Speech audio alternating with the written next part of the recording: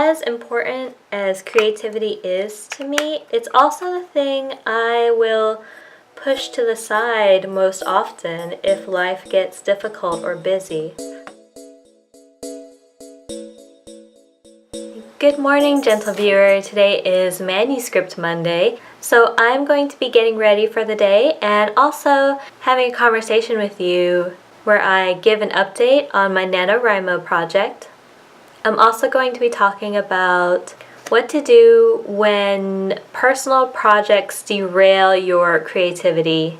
Thank you for joining me, and I hope you enjoy. Now I'm going to get started, and since it is Manuscript Monday, I'm going to be talking about how my writing is going.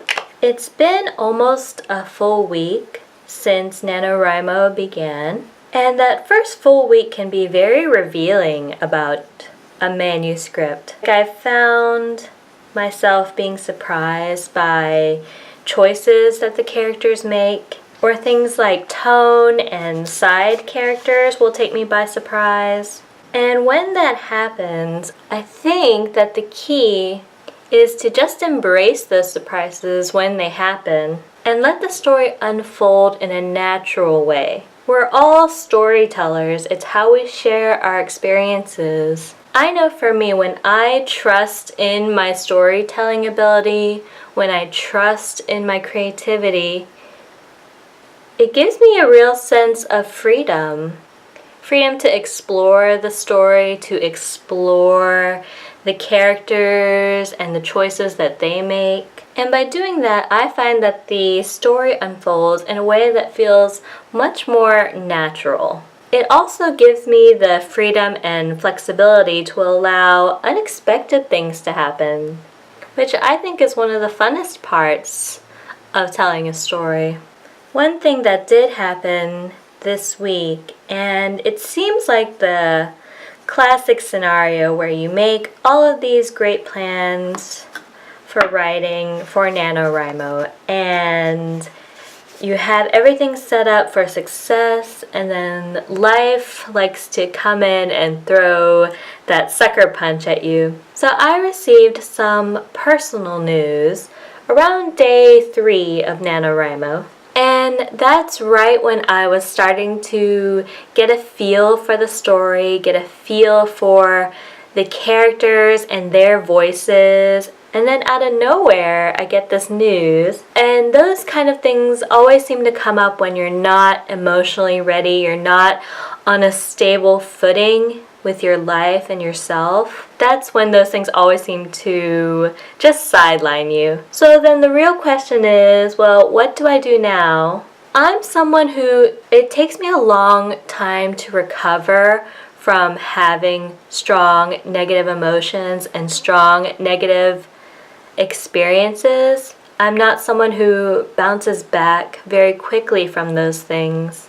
So when I got this news, I went into a bit of a panic. Obviously, the news itself needs dealing and coping with, but also I had this underlying fear that this is going to take me a long time to recover from.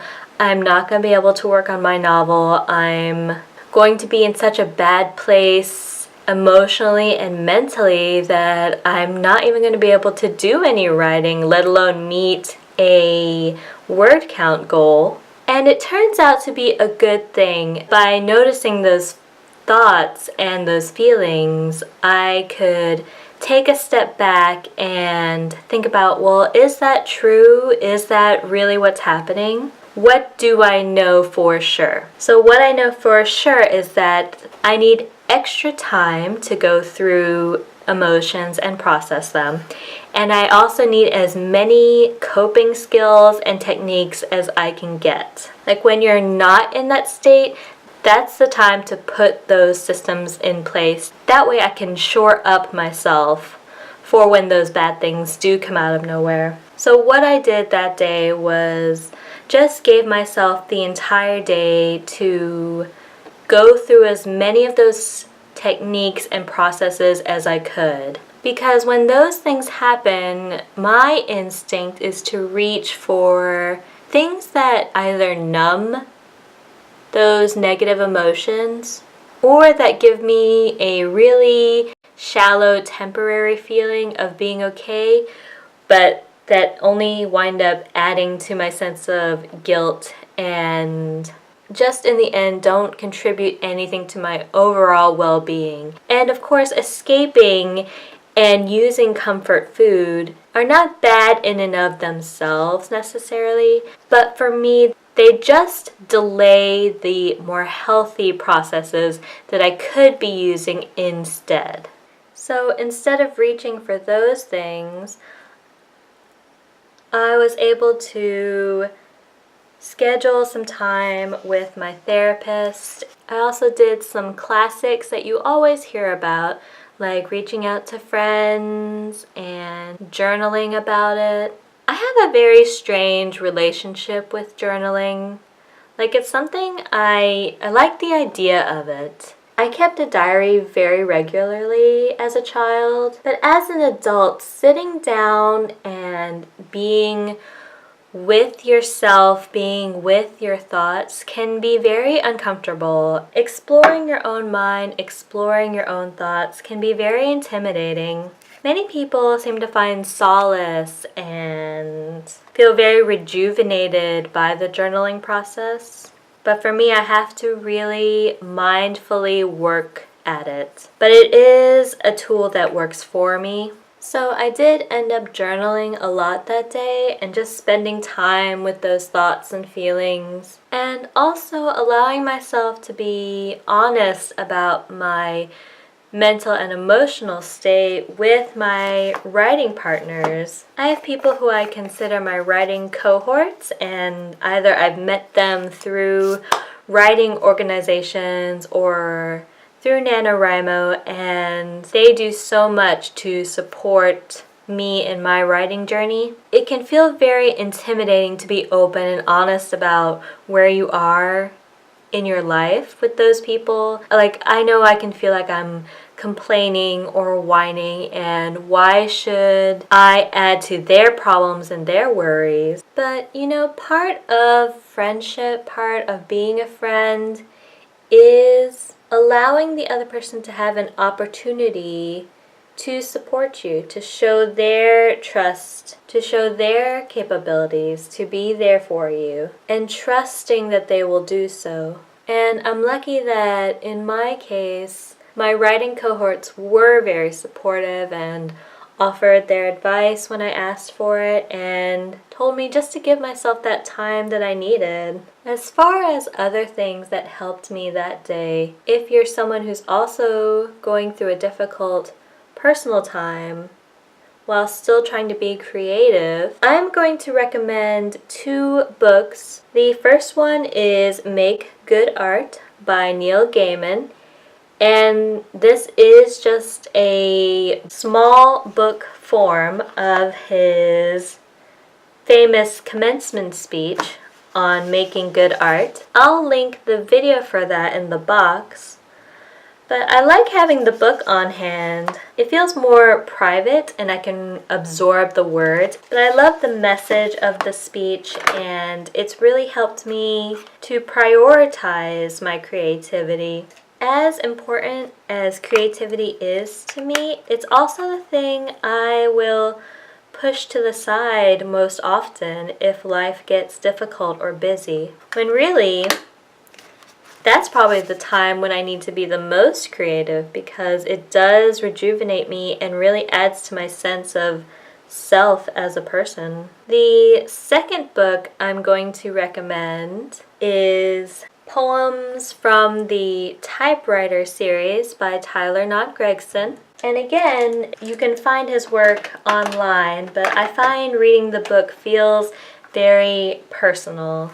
And this book is very beautiful. When you pick it up, it feels heavier than you'd expect.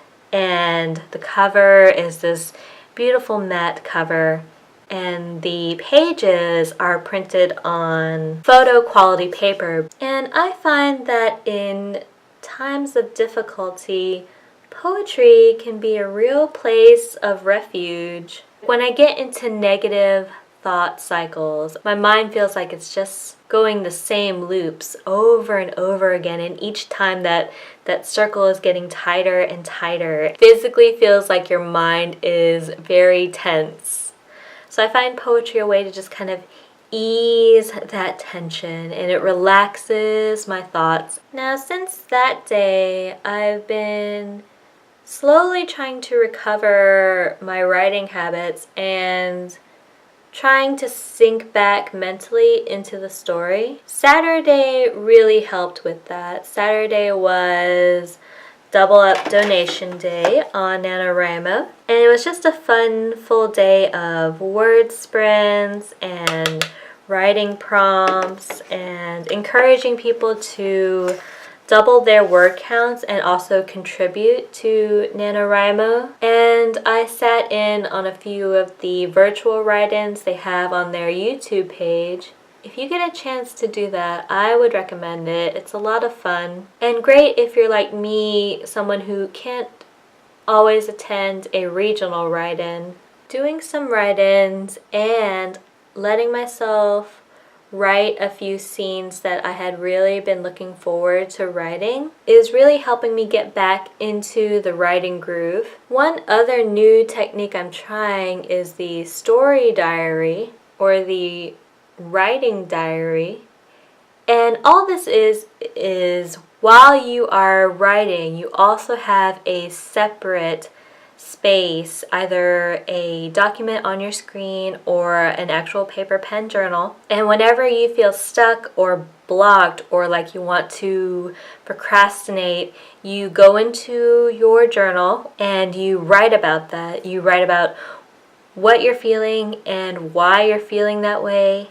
And this is something new I'm trying, and I'm finding it very useful. I know part of it is because I am coping with some personal issues right now, so the journal is another way to process that. But even when I'm feeling just like procrastinating, I find it a useful tool to let go of that feeling and get back into the writing. Giving myself the extra space to explore why I'm procrastinating or why I'm feeling blocked helps me get down to the real reason why I don't feel like writing. Because it's often not about not wanting to write, it's because there's a deeper underlying issue at work there. And the diary helps reveal that. Alright, time for another visit with the always unpredictable eyebrow sisters. You just never know what mood they're gonna be in today. Now, as far as word count goals, I'm definitely behind the projected goals and always behind what I think my goals should be. At the same time, I know from past experiences that I can be slow to warm up when I'm writing a new story. Once I get going, once I've gotten to know my characters a little bit better, I tend to pick up speed. So I'm not too worried about that.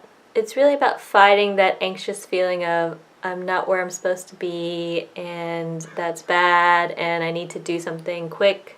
Like instead of that, just knowing that I am gonna get there and that it's all gonna unfold if I just let it happen. Great. Now that I can see again, today I'm using the, I have mascara all over my hands somehow. Today I'm using the Ulta Beauty Matte Liquid Lipstick, and this is in Scandi. Now this week what I'd like to do is get caught up in my word count and also enjoy myself. Writing is something I love to do, and reminding myself that this is what I want to be doing. I'm choosing this for myself. And I am going to layer a little bit of lip gloss on this, and this is the Buxom by Bare Essentials in the color Leslie. One other thing I'd like to accomplish this week, writing-wise, is to not be so hard on myself when my draft doesn't match the outline. I spoke a little bit last week about that and how I have difficulties letting go of perfectionist ideals of how I think my story should be unfolding. Just got to remind myself that the outline is a guide. It's going to unfold that I am inevitably going to be making changes along the way. And not letting myself get too hung up on what I think the draft should be. The draft is the time when I explore the story, when I explore the characters, and I need to give myself the freedom to do that. Alright, I think I'm done getting ready, so now I'm gonna have some coffee and get on with my day. I hope you enjoyed this video. I hope that your NaNoWriMo projects are going well. Did you participate in this last double donation day? If you have any tips for continuing creative projects while also going through some personal issues, please leave me a comment down below. And I'll see you next time. Bye-bye!